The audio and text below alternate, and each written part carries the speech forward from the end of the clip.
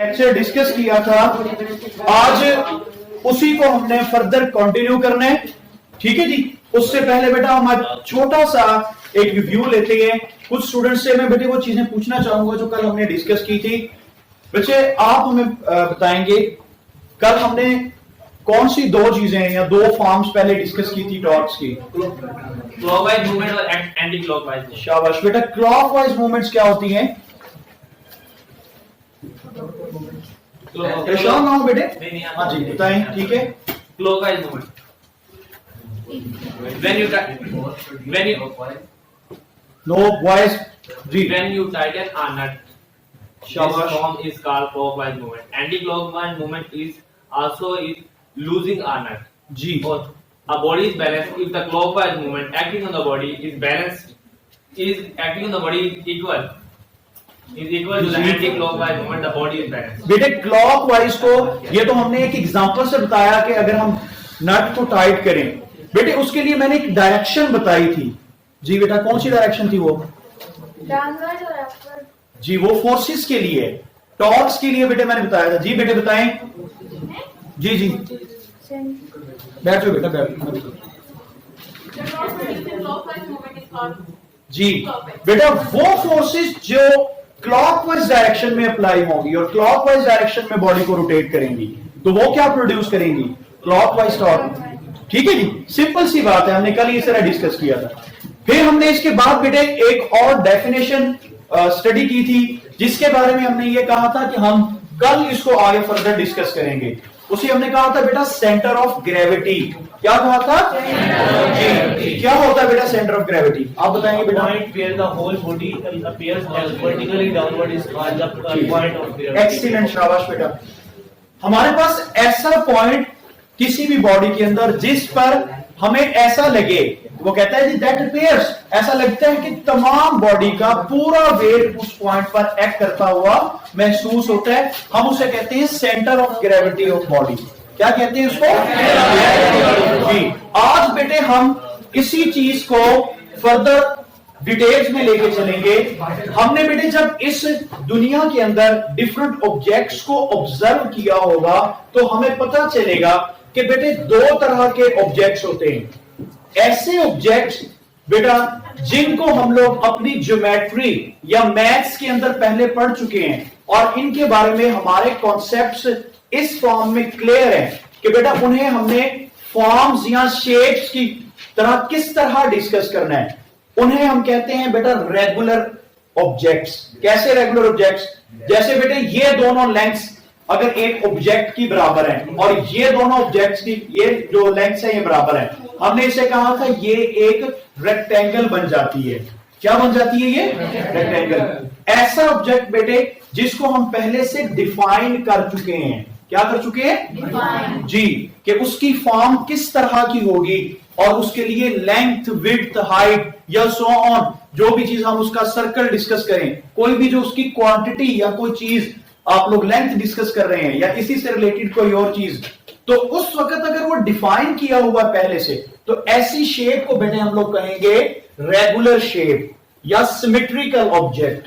क्या कहेंगे? Symmetrical object. और अगर बेटे हमारे पास कोई ऐसा नॉन रेगुलर टाइप की कोई चीज आ जाती है या नॉन सिमेट्रिकल जिसका बेटे हमने पहले से कोई डेफिनेशन ही नहीं बनाई, जैसे मैं यहां एक लीफ बना देता हूं फॉर्म के, कुछ इस तरह की फॉर्म आ गई हमारे पास, जिसे हमने पहले से बेटे डिफाइन तो नहीं किया हुआ कि ये स्क्वायर है या ये रेक्टेंगल है या सर्कल है। इस तरह की शेप को हम लोग बेटा कहते हैं इररेगुलर शेप। क्या कहते हैं? Irregular shape. या दूसरा नाम इसका होगा बेटा नॉन सिमेट्रिकल ऑब्जेक्ट्स। क्या कहेंगे इसको? जी। सिमेट्रिकल और नॉन सिमेट्रिकल ऑब्जेक्ट में बेटा डिफरेंस सबसे बड़ा यही होगा कि इसकी शेप डेफिनेट होगी और इसकी शेप डेफिनेट नहीं होगी। मैंने एक लीफ लिया बेटा वो इस तरह का, दूसरा लूंगा वो कोई और फॉर्म बन जाएगी, तीसरा लूंगा कोई और फॉर्म बन जाएगी। हम इन दोनों टाइप्स के ऑब्जेक्ट्स का सेंटर ऑफ ग्रेविटी बेटे डिस्कस करेंगे। तो जो हमारे पास रेगुलर शेप या सिमेट्रिकल ऑब्जेक्ट्स हैं इन्हें बेटे डिस्कस करना ज्यादा आसान है क्योंकि एक शेप डिफाइन की हुई होती है। ठीक है जी। तो उसको हम किसी एक पॉइंट पर डिफाइन कर लेते हैं उस डेफिनेशन के मुताबिक हम दोबारा जब भी वैसा ही कोई ऑब्जेक्ट पढ़ते हैं तो हम कहते हैं जी इस पोजीशन पे इसका जो है सेंटर ऑफ ग्रेविटी बनेगा। जैसे हमने बेटे आपकी बुक ने इसे समझाने की कोशिश की है, हमारे पास एक रॉड से, लेकिन उसने साथ लिखा होगा अ यूनिफॉर्म रॉड। कौन सा रॉड है वो? क्योंकि बेटे हम कहते हैं सिमेट्रिकल ऑब्जेक्ट है, तो यूनिफॉर्म रॉड। देखिए बेटे जैसे उसने उसकी एग्जांपल ली है यूनिफॉर्म रॉड की, हम कहते हैं एक रॉड यूनिफॉर्म से मुराद ये बेटा अगर मैं इसके सेंटर से किसी भी साइड पे मूव करता हूं बेटे इस तरफ को, तो जितने पार्टिकल्स बेटे इस तरफ होंगे उसी तरह उतने ही पार्टिकल्स कहां बन रहे होंगे? इस तरफ बन रहे होंगे। ठीक है जी। अगर इस सेंटर से बेटे हम लोग इस तरफ को मूव करते हैं इधर तक डिस्टेंस, और इसी सेंटर से अगर इस तरफ को मूव करेंगे तो इधर तक डिस्टेंस जो है ये बराबर होगा। ठीक है जी। अगर हमारे पास कोई जो रेगुलर शेप ऑब्जेक्ट है बेटा वो एक रॉड की फॉर्म में आता है, किसकी फॉर्म में आएगा? रॉड की फॉर्म में। इसका सेंटर ऑफ ग्रेविटी बेटा इसका सेंटर बनता है, इस रॉड का क्या बनता है जी, और उसकी रीजन इसकी शेप है। ठीक है। अगर मैं बेटे इसको, मैंने कल एक एग्जांपल दी थी कि इसको कैसे समझ सकें या कैसे याद रखना है। अगर बेटे मैंने कहा था इसे आप सहारा देना चाहते हैं तो जो सेंटर ऑफ ग्रेविटी होगा उस पर ऑब्जेक्ट आपका स्टे करता है। ऑब्जेक्ट क्या करता है? उस पे स्टे करता है। उस पे लगने वाली तमाम फोर्सेस इधर वाली और इस साइड वाली दोनों बराबर होनी चाहिए। ऐसे ही ना, अगर मैं बेटे इस पोजीशन के अलावा कहीं उसको सहारा देता हूं ना इधर से, तो बेटा इस साइड की फोर्सेस ज्यादा होंगी। अगर मैं बेटे इस सेंटर से इधर सहारा दूंगा तो इस साइड की फोर्सेस क्या होंगी? ज्यादा होंगी, तो ये ऑब्जेक्ट यहां गिरेगा। इस वजह से सेंटर ऑफ ग्रेविटी पे हमने कहा था क्योंकि उसका सारा वेट हमें ऐसा लगता है जैसे एक्ट कर रहा होता है, तो इस पोजीशन पे अगर बेटे आप इसको सहारा देंगे तो ये यहां स्टे कर सकता है। तो इस तरह का जो रॉड, जब भी कभी बेटे कोई यूनिफॉर्म रॉड आपके पास आएगा उसका सेंटर ऑफ ग्रेविटी हमेशा इसका सेंटर ही बनेगा।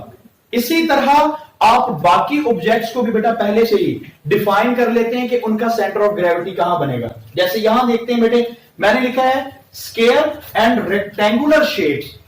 ठीक है जी। बेटे हम लोग एक एग्जांपल बनाते हैं इसकी। मैंने यहां एक स्क्वायर बनानी है या एक रेक्टेंगल बनानी है। बेटे मैं एक रेक्टेंगल बना लेता हूं, इसी तरह फिर हम स्क्वायर को भी डिस्कस कर सकते हैं। इसकी बेटे हमने कहा था ये दो साइड्स बराबर होंगी और ये बाकी दोनों साइड्स बराबर होंगी। ठीक है जी। अप एंड डाउन और लेफ्ट एंड राइट साइड्स आपस में बराबर होंगी। अगर इस तरह का कोई ऑब्जेक्ट आ जाता है स्क्वायर में या रेक्टेंगल में, तो बेटे हम लोग क्या करते हैं इसके डायगोनल्स देखते हैं। ये देखो बेटा ये है इसका फर्स्ट डायगोनल, इसी तरह बेटा हम इसका सेकंड डायगोनल देखते हैं। यहां से बेटे हम इसको ड्रा करते हैं। बेटे जिस पॉइंट पर इसके दोनों डायगोनल्स आपस में मिलते होंगे वो पॉइंट इसका सेंटर ऑफ ग्रेविटी बन जाएगा। वो पॉइंट क्या बन जाएगा? जैसे मैंने यहां मेंशन करना होगा, तो बेटे ये जो है हमारे पास ये सेंटर ऑफ क्या बन जाएगा? ग्रेविटी बन जाएगा। अच्छा, इसी तरह हमने कहा बेटा रिंग्स एंड सर्कल्स। ठीक है जी। साथ बेटे आप इसके और ऐड कर सकते हैं अगर करना हो स्फीयर्स। और क्या चीज होती है? स्फीयर्स। देखो बेटे मैं इसी की इन सब की एग्जांपल एक ही जगह इकट्ठी डिस्कस कर रहा हूं। हम सपोज करते हैं हमारे पास बेटा ये एक रिंग है।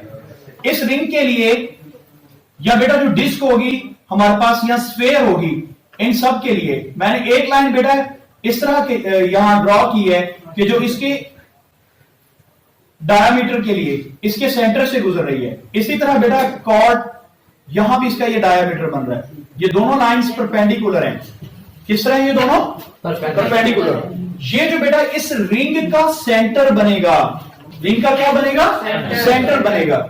या स्फीयर का सेंटर बनेगा क्योंकि स्फीयर भी बेटा एक रेगुलर शेप है। ठीक है जी। या सर्कल का सेंटर बनेगा।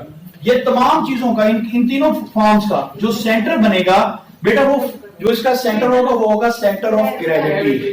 क्या बनेगा वो? Centre of gravity. इसी तरह बेटा हमारे पास रेगुलर शेप्ड सिलेंडर्स यूज होते हैं। जैसे मैं यहां ड्रा कर रहा हूं बेटे इस सिलेंडर के लिए ये हमारे पास दो पैरेलल साइड्स हैं। ये इसके लिए बेटा अपर फेस और लोअर फेस दो फेसेस हैं। ठीक है जी। हम क्या करेंगे, इसके ये जो मैंने बेटा अपर और लोअर फेसेस कहे हैं, जैसे मैंने यहां दो लाइंस ड्रा की हैं परपेंडिकुलर, बेटे यहां भी इसी तरह दो परपेंडिकुलर लाइंस ड्रा करेंगे।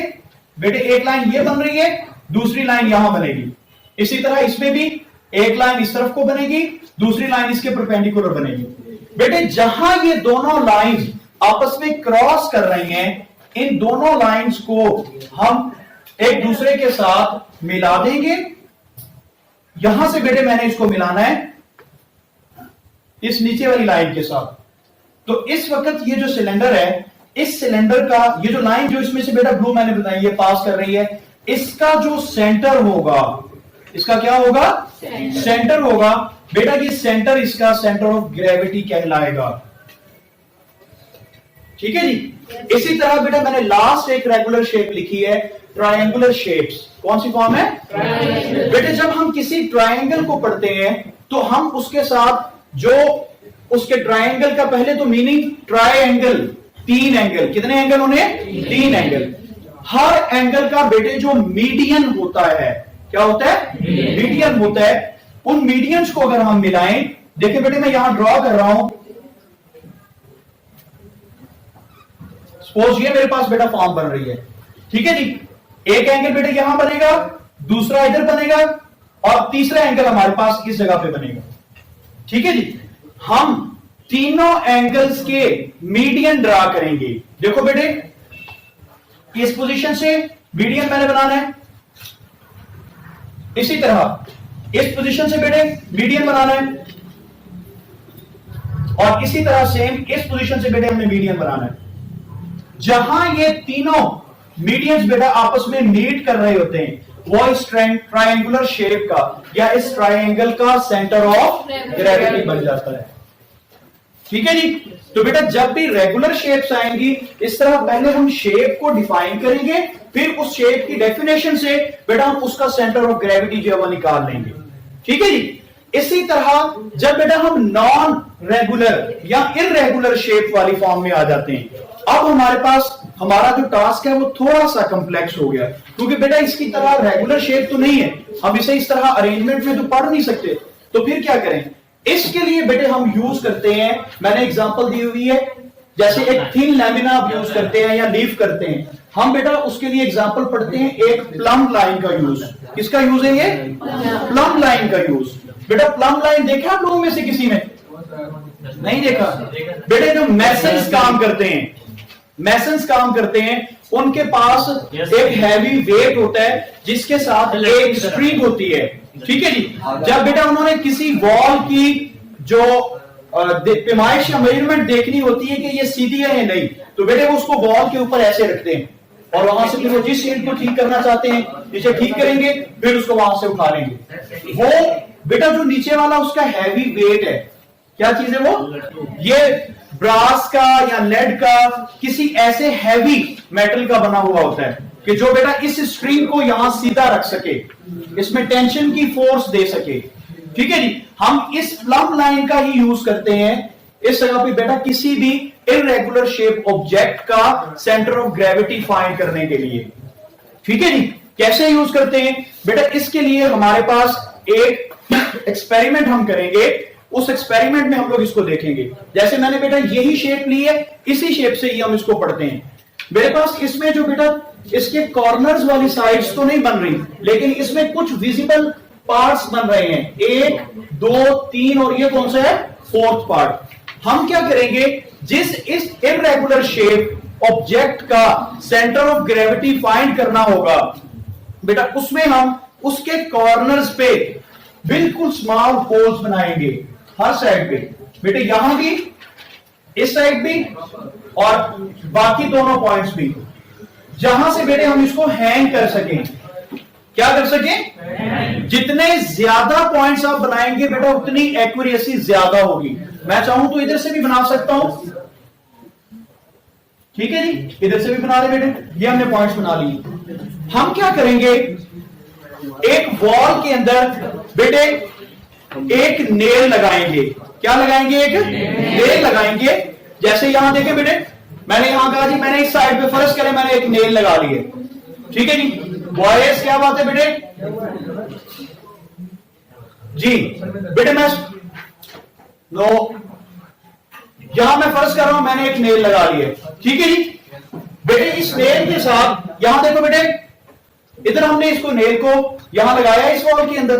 बेटे ये जितने भी मैंने यहां होल बनाए हुए इस ऑब्जेक्ट के लिए, ये जो इरेगुलर शेप ऑब्जेक्ट है इसके लिए ये जो पॉइंट्स हैं इन्हें मैं बेटे नाम दे देता हूं। ये पॉइंट ए है, इसी तरह ये पॉइंट बी, ये सी, डी, ई और ये लास्ट पॉइंट कौन सा है, एफ पॉइंट है।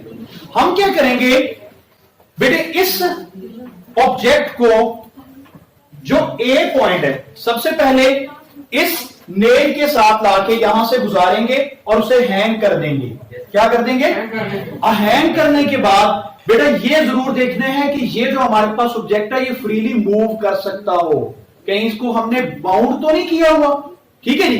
फ्रीली क्या कर सकता हो, मूव कर सकता हो। जब इसको हम हैंग करेंगे, हमने पढ़ा था बेटे किसी ऑब्जेक्ट का वेट जो होता है वो डाउनवर्ड डायरेक्शन में एक्ट करता है। कहां एक्ट करता है, डाउनवर्ड डायरेक्शन में। बेटे जैसे ही हमने इसको फ्रीली हैंग किया, इसका सारा वेट डाउनवर्ड डायरेक्शन में क्या होगा, शुरू हो जाएगा, एक्ट करना शुरू हो जाएगा। हमने ये जो प्लम लाइन का है बेटे, हम इस जगह पे जहां मैंने पॉइंट ए के साथ इसको हैंग किया हुआ है वहां मैं अपने उस प्लम लाइन को रखूंगा। अब प्लम लाइन ने वहां से बेटे कहां अपना वेट शो करना है, डाउनवर्ड डायरेक्शन में। जैसे मैं सपोज कर रहा हूं बेटे, जब मैंने इसको हैंग किया तो ये जो हमारे पास ऑब्जेक्ट है ये ऐसे मूव करेगा, इधर को मूव करेगा। जब मैंने ए से हैंग किया तो मैंने जो प्लम लाइन रखी हुई है वहां से बेटे मैंने इसके ऊपर एक लाइन लगाई लेड पेंसिल से, यहां बेटे मैंने वो लाइन लगा ली। फिर मैंने क्या करना है, इसी तरह मैंने उसे दूसरे पॉइंट से जो पॉइंट बी है यहां से निकाला बेटे। अब किससे इसको हैंग कर दिया, फिर पॉइंट बी से। जैसे मैंने इसको यहां से हैंग किया तो ये वेट सारा बेटा ये कुछ इस तरह मूव करेगा, इस तरफ को हो जाएगा, ठीक है जी। फिर उसी तरह हम क्या करेंगे, प्लम लाइन रखेंगे और देखेंगे कि वो जो उसकी स्ट्रिंग या डोरी होगी बेटा वो कहां सीधी स्ट्रेट बन रही है। फिर उससे हम दोबारा जब लगाएंगे बेटा ये लाइन कुछ इस तरह बनेगी, ठीक है जी। इसी तरह बेटे जितने भी पॉइंट्स हमारे पास बन रहे हैं इन तमाम पॉइंट्स में से हम उसे बार बार हैंग करेंगे और हैंग करने के बाद वहां से बेटे हम लोग क्या करेंगे, ये जो हमारे पास सेंटर वाला पॉइंट है इसे फाइंड करने की कोशिश करेंगे। जैसे बेटे मैंने इसी तरह सी से किया, फिर डी से किया, फिर ई से किया और एफ से किया, तो मेरे पास ये बेटे कुछ यूं बनेगा। जब यहां से हैंग करूंगा तो लाइन बेटे ऐसे बनेगी, जब इधर से हैंग करूंगा तो लाइन इस तरफ को बनेगी, जब इधर से हैंग करूंगा तो लाइन बेटे ऐसे बनेगी, और जब इधर से हैंग करूंगा तो लाइन ऐसे बनेगी। बेटे ये जितनी भी मैंने लाइंस ड्रॉ की हैं ये तमाम लाइंस किसी एक पॉइंट पर इकट्ठी मिलेंगी, एक दूसरे को इंटरसेक्ट करेंगी, ठीक है बेटे। किसी एक पॉइंट पर जहां ये सारी एक दूसरे को इंटरसेक्ट कर रही हैं, इस पॉइंट को बेटे हम कहते हैं centre of gravity of irregular shape. क्या कहते हैं इसको जी, इस इर्रेगुलर शेप। और इसमें बेटे डिफरेंस ये है, जब हमने डिफाइन किया था देखिए इसका सेंटर में बन रहा है, इसका सेंटर में बन रहा है, इसका भी इसके सेंटर में और इसमें इसके मीडियन के रिस्पेक्ट से बन रहा है। इसके लिए जरूरी नहीं है बेटे कि इसका सेंटर ऑफ ग्रेविटी हमेशा सेंटर में बने, कोई जरूरी नहीं है, ठीक है जी। डिपेंड करता है इस ऑब्जेक्ट की शेप पर कि उसका सेंटर ऑफ ग्रेविटी कहां बनना चाहिए, ठीक है जी। जी बेटा, सर हमने प्लम लाइन को यूज नहीं किया बेटा, मैंने यहां अभी जब बताया था तो यही तो बताया था प्लम लाइन। देखो बेटे जिस वक्त मैंने इसे हैंग किया, मैंने क्या किया, इसको हैंग किया है, तो मैंने जो इधर देखो, जब मैंने पॉइंट ए से कहा, इधर देखिए बॉयज बेटे यहां से वो ऑब्जेक्ट यू डाउनवर्ड डायरेक्शन में हैंग किया हुआ है।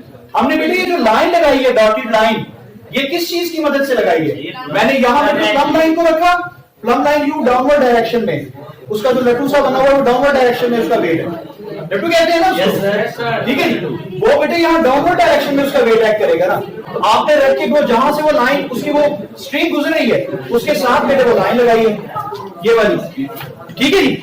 इसी तरह बेटा जब हमने पॉइंट दूसरे वाला प्लेस किया इसको बी, अब क्या होगा, ये देखो बेटे अगर ये इस तरह है, ये बेटे अब मैं फर्ज कर रहा हूं कि ये इर्रेगुलर है, ठीक है जी। ये क्या होगा, ये बेटे जब मैं इधर से हैंग करूंगा ना तो ये इस तरफ को ऐसे हैंग कर, हो रहा होगा। जब बच्चे मैं इधर से करूंगा अब ये इस तरफ को होगा, फिर दोबारा हम क्या करेंगे, हम फिर उसी तरह प्लम लाइन को रखेंगे और फिर दोबारा ये लाइन लगाएंगे। फिर इसी तरह थर्ड पॉइंट के लिए, फोर्थ के लिए, फिफ्थ के लिए हमने ये जितनी भी लाइंस लगाई हैं इन सब के लिए हमने बेटा प्लम लाइन को यूज किया है। ये हम खुद अपने हैंड से इस तरह नहीं लगा सकते एक्यूरेसी से, तो प्लम लाइन यूज करेंगे। ये देखिए जैसे मैंने यहां उसको हैंग किया होगा, ये पकड़ा होगा, तो बेटे जहां से उसकी स्ट्रिंग गुजर रही है वहां साथ साथ मैंने क्या करना होगा, ये लाइन लगानी है। ठीक है जी। तो प्लम लाइन को यूज करते हुए इस इरेगुलर शेप कार्डबोर्ड या बेटा इस थिन लैमिना का सेंटर ऑफ ग्रेविटी फाइंड किया जा सकता है। ठीक है जी। एनी क्वेश्चन बेटा इससे रिलेटेड? ठीक है जी, ये टॉपिक आपका बेटे कंप्लीट हो गया है। ठीक है, आप अपनी बुक्स ओपन करेंगे बेटे सारे लोग। पेज 95, पेज 95 बेटे, page 95, centre of gravity of some symmetrical objects. बेटा लिखा होगा ये, इसमें इसने बेटे यही जो मैंने आज पहली एग्जांपल्स और पहली चीजों से चीज को एक्सप्लेन किया, इधर देखिए बेटे जो सिमेट्रिकल ऑब्जेक्ट्स हैं उसमें इसने ये तमाम ऑब्जेक्ट्स डिस्कस किए होंगे। ठीक है जी। इसके बाद इसी टॉपिक के बेटा नीचे देखें पेज 95 पे, centre of gravity of an irregular shape thin lamina लिखा हुआ है बेटे। यही क्वेश्चन बेटा पेपर में यूं भी आ सकता है, वो थिन लैमिना की जगह वर्ड लीफ यूज कर सकता है, या कोई भी जैसे मैंने कार्डबोर्ड लिख दिया। ठीक है जी, कोई भी ऐसा इरेगुलर शेप को कह सकता है जी, कोई भी इरेगुलर शेप आ गई है तो कैसे उसका सेंटर ऑफ ग्रेविटी फाइंड करेंगे, तो उस रिजिड बॉडी जो इरेगुलर शेप की होगी आप बेटा यही इसमें लिखेंगे। जी जी, ये इसके बाद नेक्स्ट पे एक्सपेरिमेंट भी है पेज 96, तो ये भी पूरा लिखेंगे। जी जी बिल्कुल। बेटे ये जो मैंने point A B C D E बताए हैं वो उसने इस एक्सपेरिमेंट के अंदर ही डिस्कस किए हुए हैं। ठीक है जी। तो आपने ये पेज 95 और पेज 96 पर बेटा जो उसके बाद एक्सपेरिमेंट मौजूद है, ये एक्सपेरिमेंट समेत ये टॉपिक कंप्लीट करना है। ठीक है जी। कल इसको बेटे हम लोग कोई क्वेश्चन है तो पूछ लें, कल हम नेक्स्ट टॉपिक को स्टार्ट करेंगे, कर लेंगे इसको। ओके बेटा, अल्लाह हाफिज़।